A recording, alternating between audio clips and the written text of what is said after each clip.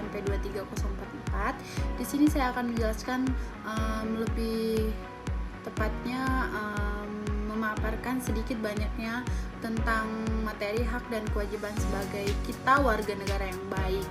Nah, sebagai warga negara, setiap individu memiliki hak dan kewajiban yang harus dipahami dan dipatuhi untuk menciptakan masyarakat yang adil dan harmonis. Nah, hak warga negara. Hak warga negara adalah segala sesuatu yang berhak diterima oleh setiap individu berdasarkan hukum dan norma yang berlaku. Dan hak ini mencakup seperti hak atas berpendidikan.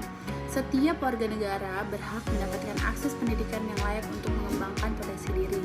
Nah, hak atas kebebasan berpendapat. Warga negara berhak menyampaikan pendapat dan ide-ide mereka tanpa takut akan intimidasi. Hak atas perlindungan hukum. Setiap individu berhak mendapatkan perlindungan hukum dan keadilan di hadapan hukum.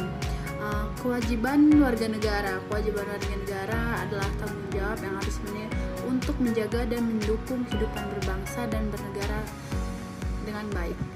Kewajiban ini meliputi antara lain menaati hukum, membayar pajak, dan berpartisipasi dalam pemilu.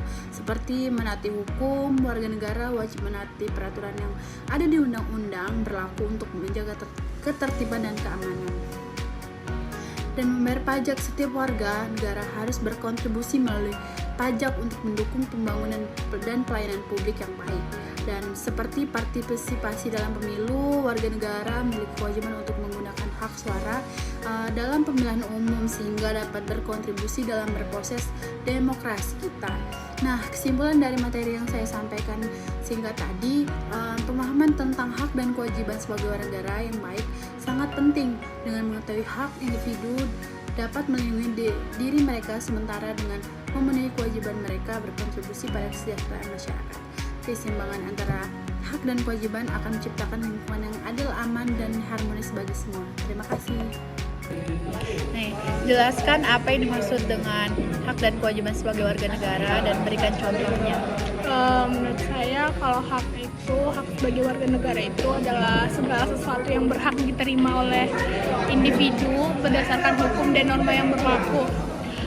Kalau untuk contoh-contoh dari hak itu mungkin seperti pendidikan, kebebasan berpendapat, serta hak atas perlindungan hukum.